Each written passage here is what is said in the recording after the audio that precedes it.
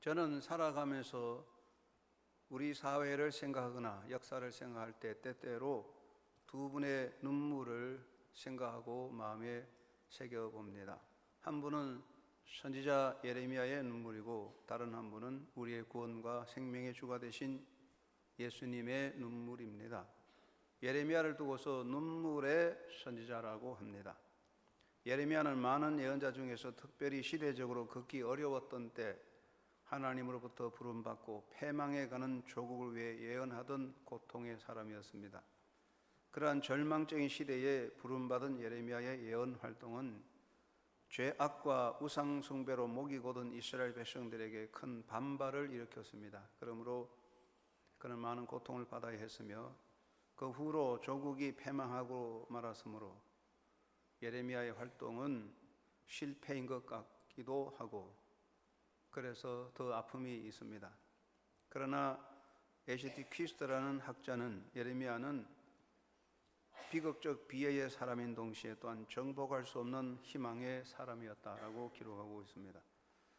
하나님의 음성을 듣고도 돌아오지 않은 이스라엘 백성을 앞에 두고 다가오는 멸망을 눈앞에 보는 예레미야는 단지 나라의 장례식 연설을 하는 것 외에 달리 도리가 없었습니다. 그는 사랑하는 그의 나라와 그 백성들이 정오하는 적들에 의하여 패망하는 고통을 보고 그냥 지켜볼 수밖에 없었습니다. 그래서 그는 가슴이 찢어지는 고통의 아픔을 느끼며 통곡했던 것입니다. 예레미야의 애가서는 바로 예레미야의 눈물을 말하고 있습니다. 예수님께서는 예루살렘 성을 보시고 우셨습니다. 예루살렘아 예루살렘아 선지자들을 죽이고 내게 파송된 자들을 돌로 치는 자여 암탉이 그 새끼를 날개 아래 모음같이 내가 내 자녀를 모려한 일이 몇 번이더냐. 그러나 너희가 원하지 아니하였도다.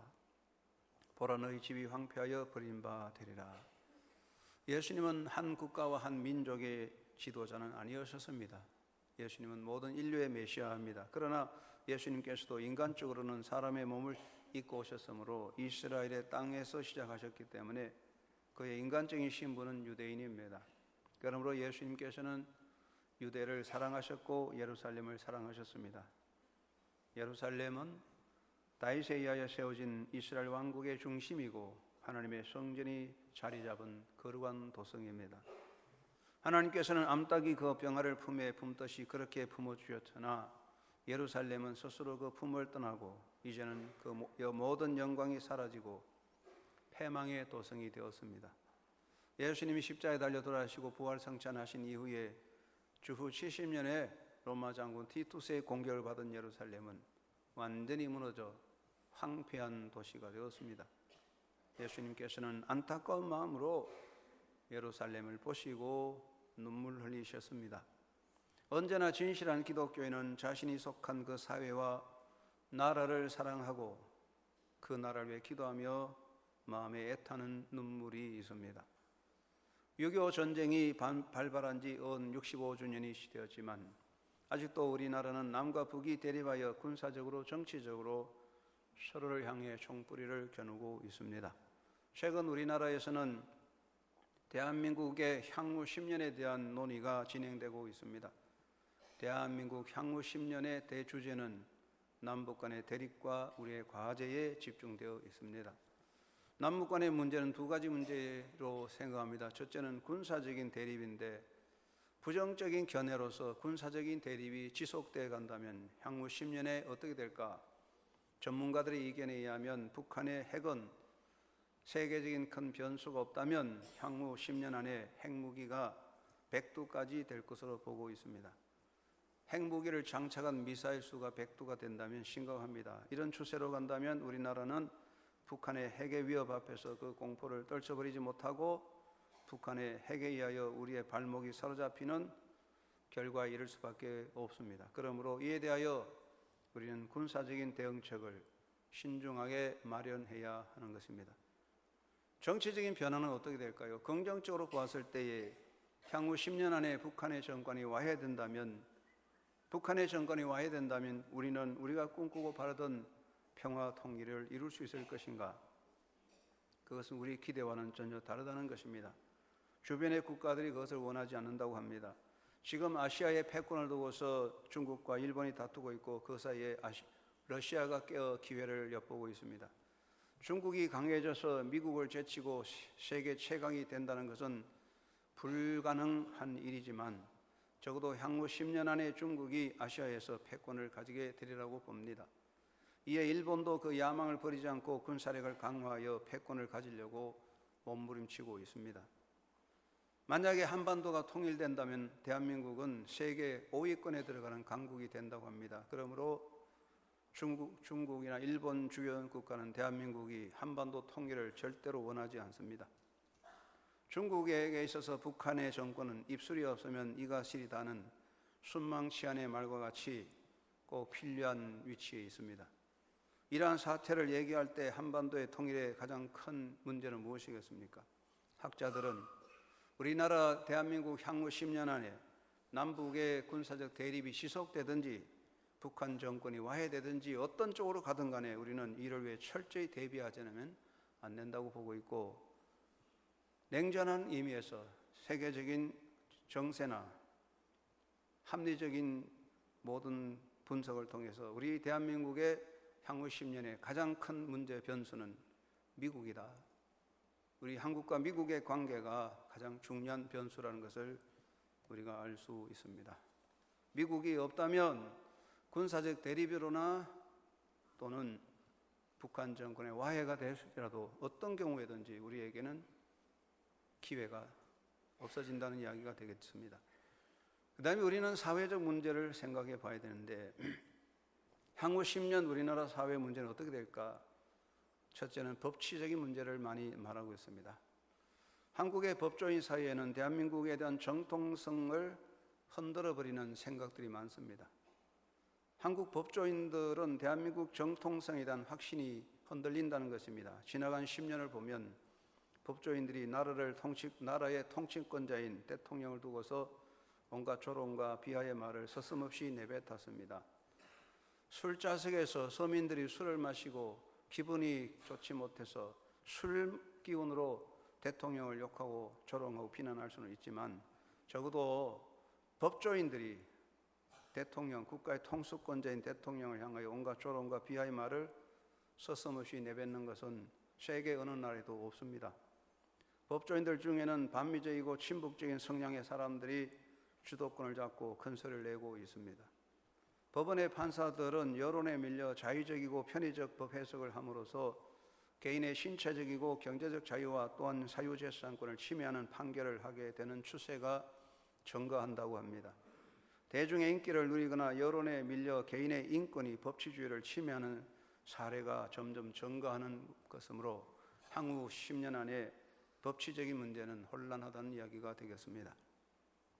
그러면 한국의 기업은 어떻습니까?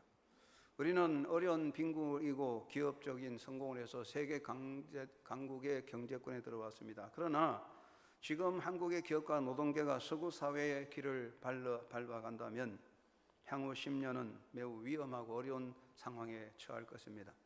지금 한국은 중국과 일본의 사이에 껴있고 중국은 한국의 기술을 추월하고자 안간힘을 다하고 있습니다. 일본은 더더욱이 자신의 위치를 지키려고 이를 악물고 있습니다. 그런데 우리의 현장은 어떻습니까? 이에 대한 대처하는 속도가 너무 느립니다. 어떤 분이 그런 말을 하더라고요. 중국은 농구공 하나 굴러가는 것이고 대한민국은 탁구공이 굴러가는 거다. 그만이 차이가 난다는 거죠. 중국은 13억의 세력이니까. 농구공 하나 굴러가는 거하고 탁구공 굴러가는 건 전혀 다른 거예요. 그런데 우리는 여기에 대한 대안을 세우지 않고 느리고 지금 아니랍니다. 너도 나도 배가 불러서 심각성을 느끼지 못하고 있습니다. 그리고 모두들 현실적 밥그릇 싸움에 빠져서 다가오는 내일을 보지 못하고 있는 안타까운 현실을 말하게 될 때에 우리 한국의 기업의 미래가 대단히 불안하다는 이야기입니다.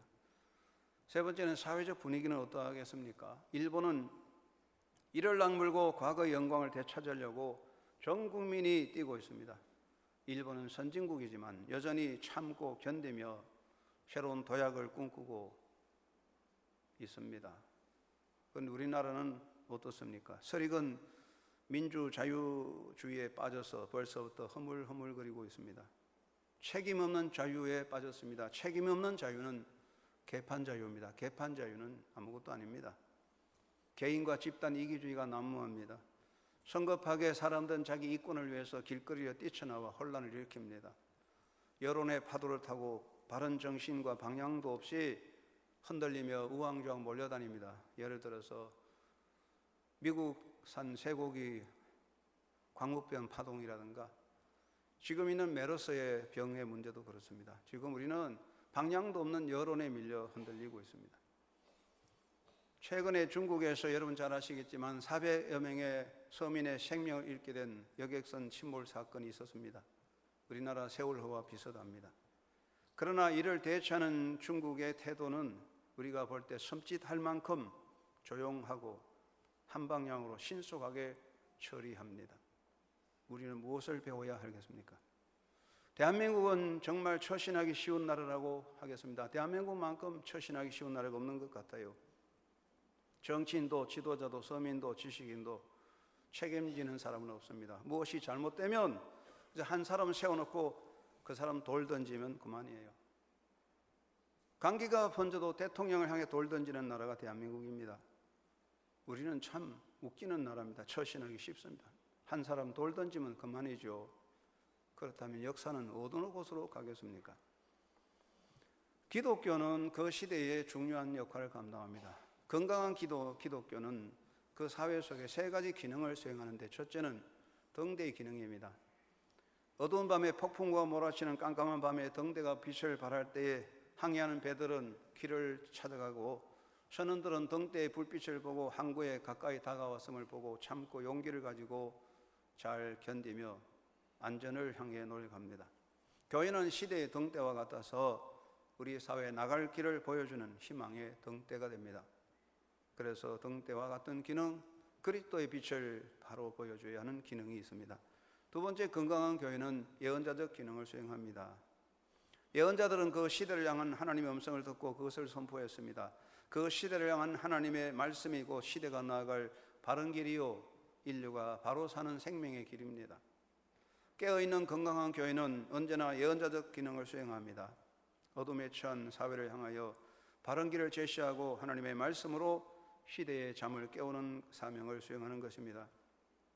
역사적으로 어느 사회나 어느 국가든지 예언자들의 활동이 살았을 때 그 사회는 건강하게 서게 되었고, 예언자의 활동이 막히거나 부정되었을 때, 예언자들이 병들었을 때 사회는 혼란과 방향항실에 빠져버렸습니다. 이스라엘 역사를 보면 그렇습니다. 다윗 시대에는 예언자들이 살아 있었습니다. 그 예언자의 활동이 죽음으로 이스라엘 나라는 망하였습니다. 교회가 건강하다면 예언자적 기능을 수행해야 합니다. 셋째는 건강한 기독교는 사회를 치유하는 치유의 기능을 가지고 있습니다.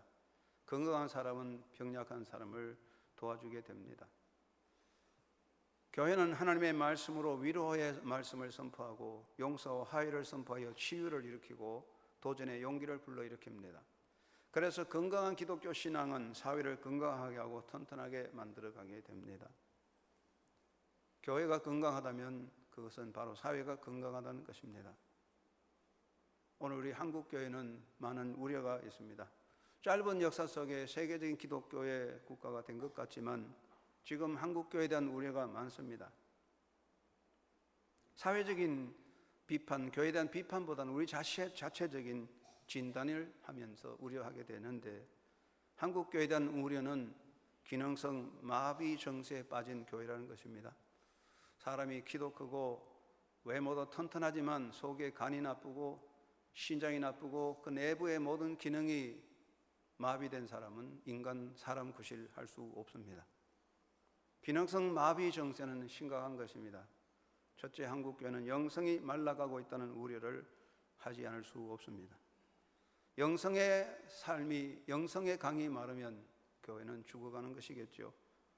예배 열정이 식어집니다. 한국교회는 예배 열정이 있었습니다. 추운 겨울에, 무더운 여름철에 우리는 가마떼기를 깔고 눈물로 기도하며 섬기던 열정들이 있었습니다. 그러나 이제 한국교회는 예배 열정이 식어가고 있습니다. 순수한 말씀에 대한 사모함이 식어지고 인간적인 감성에 호소하는 열광과 인간적인 목적을 추구하는 이벤트와 개인적인 복락을 탐하는 종교성에 빠져들어감으로써 하나님을 향한 순수한 예배의 섬김의 열정은 식어져 가고 있습니다. 대단한 열기가 있는 것 같지만 그 속에는 인간적인 열망밖에 없습니다. 중국 가정교회에 대한 보고서를 보면 중국의 가정교회는 지하에서 예배하면서 3시간씩 예배를 드리고 무더운 여름철에 50도가 넘는 창고 같은 건물에서도 찬양하며 춤추며 기뻐한다는 보고가 있습니다. 이러다가 한국교회를 향한 하나님의 촛대가 북중국으로 옮겨가는 거 아닌가 하는 우려를 할 수밖에 없습니다. 사랑의 가슴이 식어졌습니다. 주님을 향한 순수한 사랑이나 이웃을 향한 사랑도 식어 우리의 가슴이 너무 냉랭해졌습니다. 감사와 기쁨의 열정이 식어지고 있습니다. 감사의 감동이 식어지면 기쁨의 샘이 마릅니다. 감사와 기쁨의 샘이 말라버리면 영성의 강이 말라버리는 것입니다. 영성의 강이 말라버리면 기독교는 힘이 없습니다. 두 번째 중요한 우려는 내적인 분열과 반목의 우려입니다. 한국 교회를 향하여 부정적인 견해가 많습니다. 부정적인 견해를 가진 사람들은 말하기를 오늘날 한국 교회에 내적인 반목과 분열이 없는 교회가 없다는 이야기입니다. 그 말을 다 받아들일 건 아닙니다. 건전한 교회도 많습니다. 그러나 우리 스스로 심각하게 받아들이고 부끄럽게 여겨야 됩니다. 한국 교회의 내적인 분열과 반목이 세상적인 분열과 싸움과 다를 바가 없다는 이야기입니다.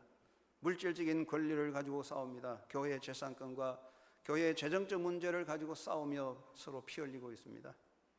인간적인 권한과 명예를 두고 다투고 싸웁니다. 자신의 지위와 이해관계, 권력 남용과 권한 쟁탈전, 교회 안에서 명예를 위해서 투쟁하고 다투고 있습니다.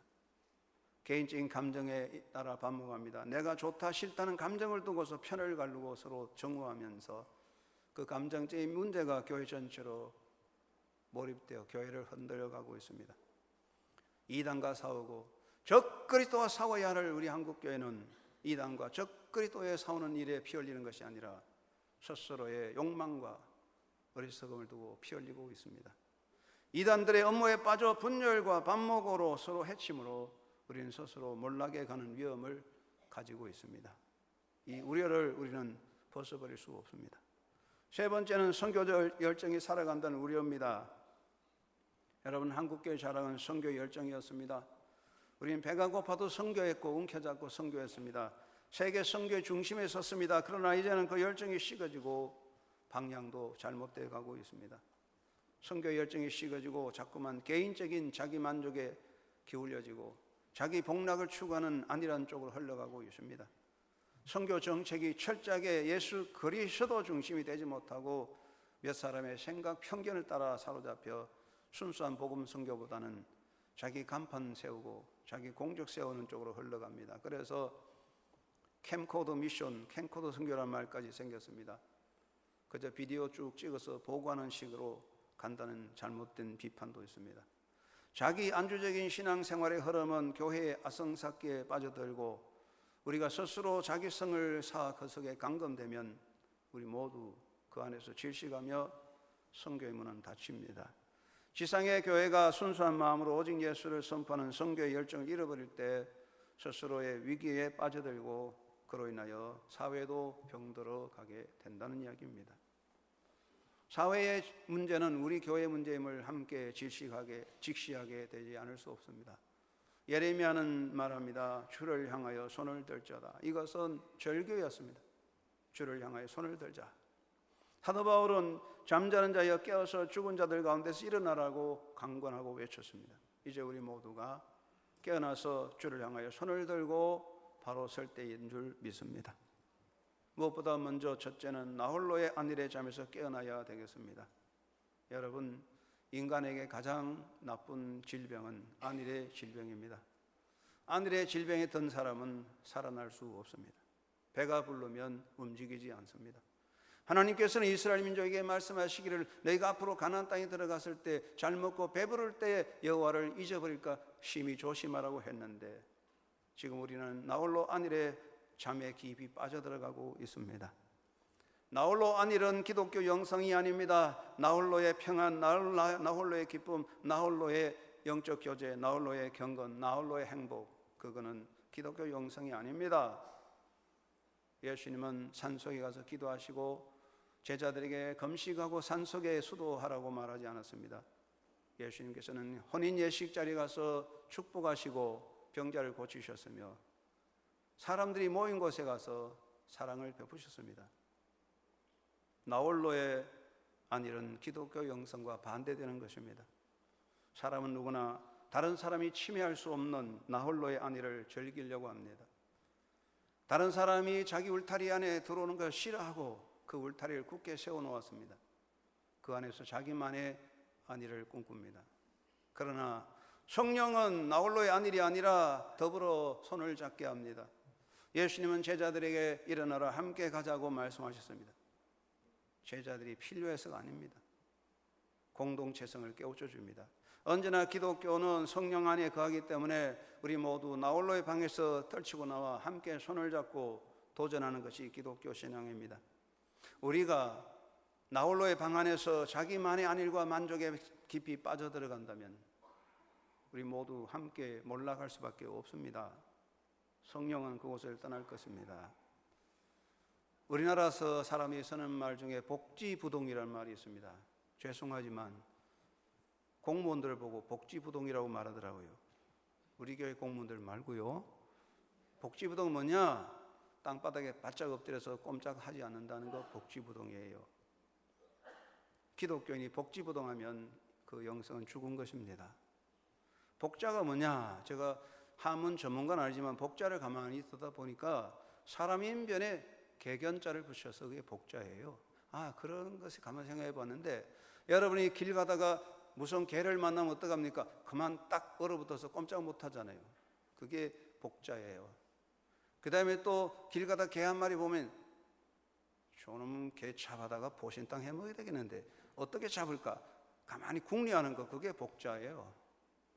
복이란 게 뭐냐? 개가 무서워서 꼼짝 못하고 서 있든지 아니면 저 개 잡아서 보신탕 해 먹자, 궁리하는 거, 그게 복자라고요. 가만히 앉아서 자기 이권을 챙기고 자기 안일만 추구하는 그게 복지부동이죠. 복지부동의 사회는 망합니다. 발전할 수 없습니다. 우리나라 사람들이 좋아하는 무사태평이라는 말이 있습니다. 무사태평이라는 말 가만히 보니까 이 말이 잘못된 것 같아요. 무사태평. 여러분 물어봅시다. 무사, 아무 일 없다. 태평, 평안하게 잘 산다. 물어봅시다. 아무 일 안 하고 태평하게 살 수 있습니까? 우리 찬양대 한번 물어봅시다. 노력도 안 하고 아무 준비 안 하고 찬양 잘 부를 수 있습니까? 아무 일 안 하고 무사하게 아무 일 안 하면서 태평하게 산다. 그거는 남의 노력을 훔쳐서 잘 살겠다는 도둑놈의 신보예요. 그러니까 우리 사회가 무사태평을 꿈꾸면 망하는 거예요. 다 망하는 거예요. 농사 짓는 사람이 없는데 곡식만 훔쳐가면 패농하지요. 우리는 이 복지부동 무사태평에서 벗어나야 되는데 지금 한국은 대단히 그런 정서적인 분위기가 있습니다. 특별히 기독교인은 이러한 잘못된 자기만 나홀로의 안일에 빠져서는 안 됩니다. 공자도 그런 말을 했습니다. 사이 회거하면 부족이 이위 사이라. 선비가 평안하게 잘 먹고 잘 살기 원하면 선비 될 수 없다. 우리는 선비는 하지만 기독교인으로서 안일만 자기 나름대로 나홀로의 안일에 빠져들면 그리스도의 제자가 아니고 우린 죽어가는 것입니다. 우리 기독교는 시대의 경종입니다. 우리 모두 나홀로의 안일에서 깨어나서 예수님의 제자로 손을 잡고 새로운 도전을 일으키는 하나님의 백성이 되어야 되겠습니다. 한영교회 성도 여러분, 안일한 자기 안일의 밤에 나홀로의 안일의 잠에 깊이 빠지지 맙시다. 깨어나서 손잡고 그리스도의 제자로서 새롭게 도전해가는 삶의 결단이 되기를 바랍니다. 두 번째는 십자가와 부활의 자리에 똑바로 서야 되겠습니다.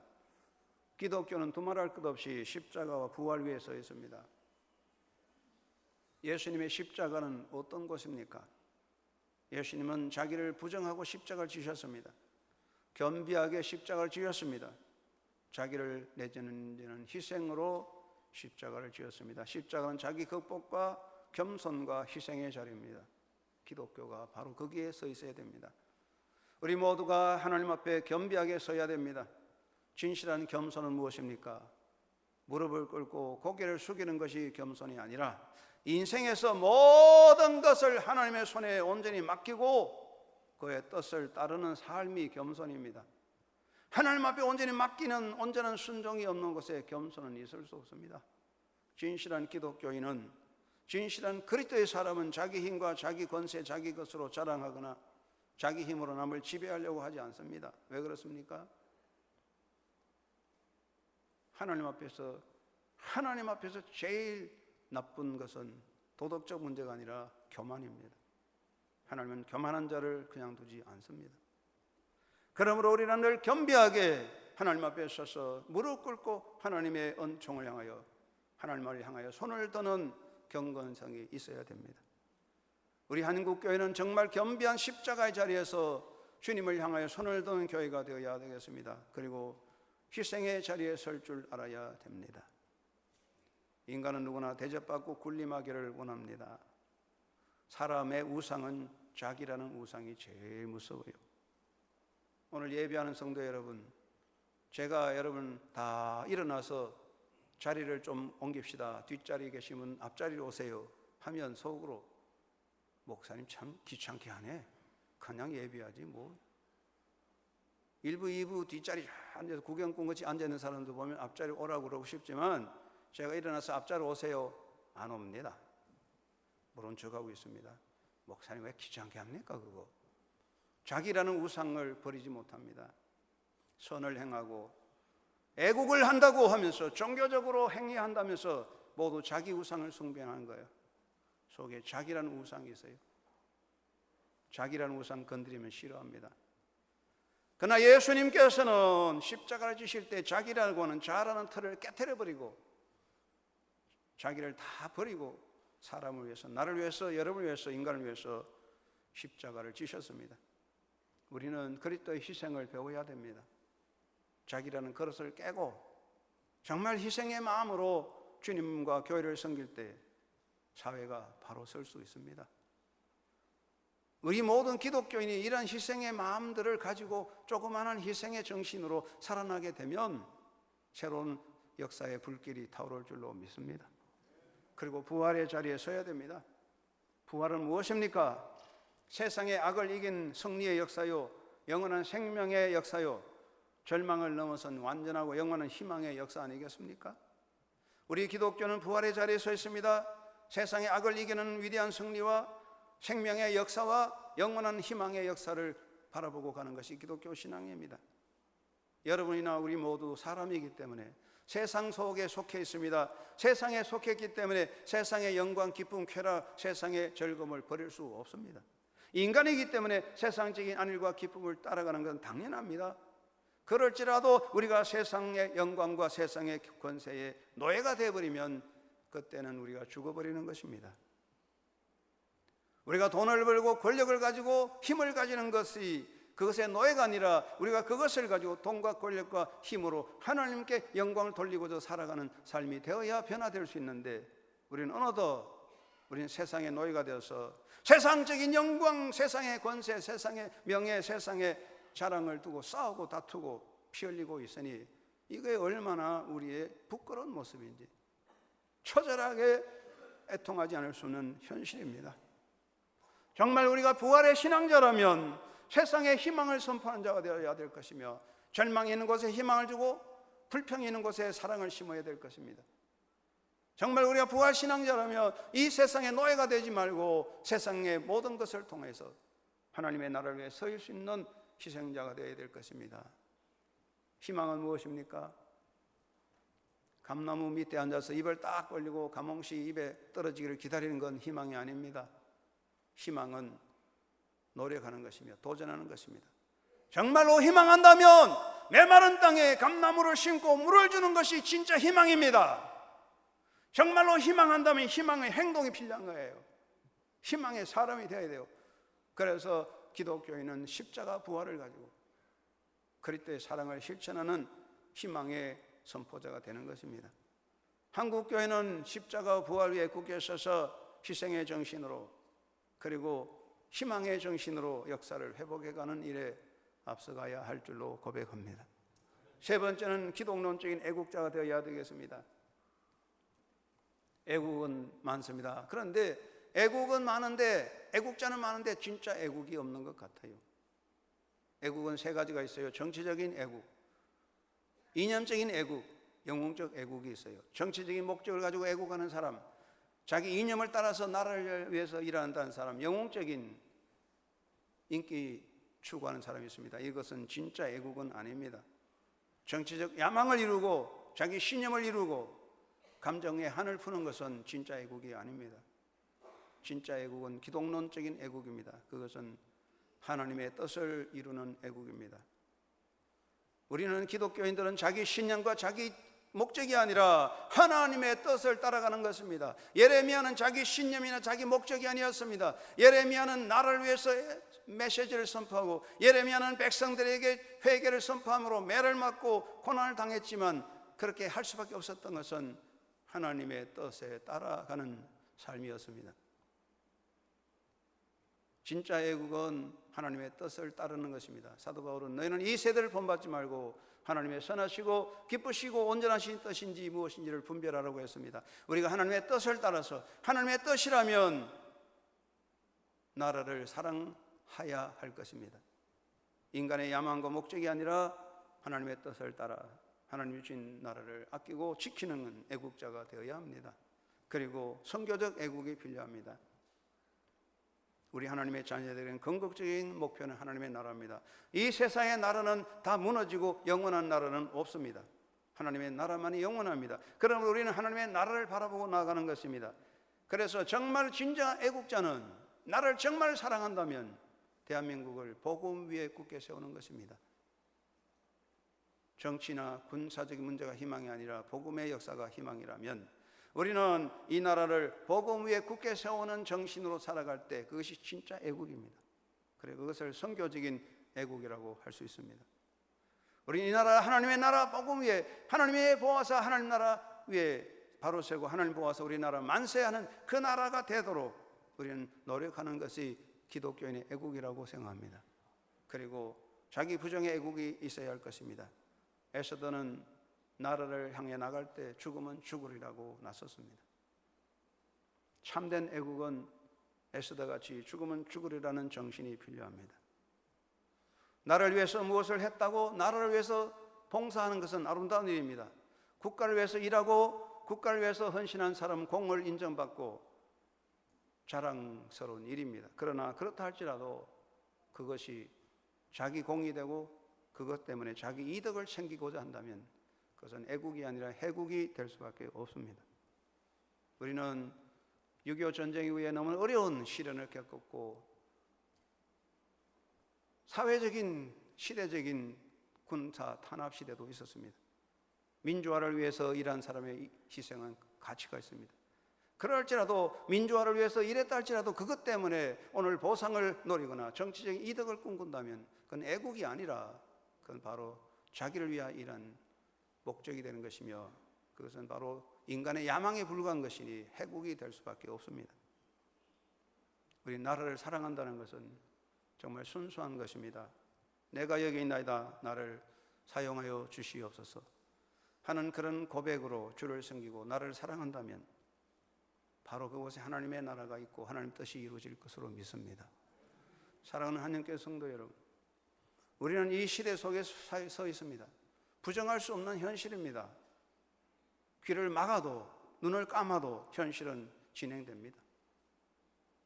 그렇다면 우리가 책임을 어떻게 해야 될 건가요? 하나님이 주신 책임은 절대로 벗어날 수 없어요. 나는 모른다 할지라도 책임은 있습니다. 시대적인 사명을 생각할 때에 우리 한영교회 성도들은 바로 깨어나서 예수 그리스도를 따라가는 그리스도의 제자로서 십자가 신앙, 부활의 신앙으로 나홀로의 안일의 잠에서 깨어나서 나라를 위해서 기도하고 헌신할 뿐 아니라 이 땅에 교회를 바로 세우는 선교적 사명을 다 감당할 수 있는 하나님이 기뻐하시는 하나님의 아들, 딸, 그리스도의 제자로 살아가게 되기를 예수님의 이름으로 축원합니다. 고마우신 아버지,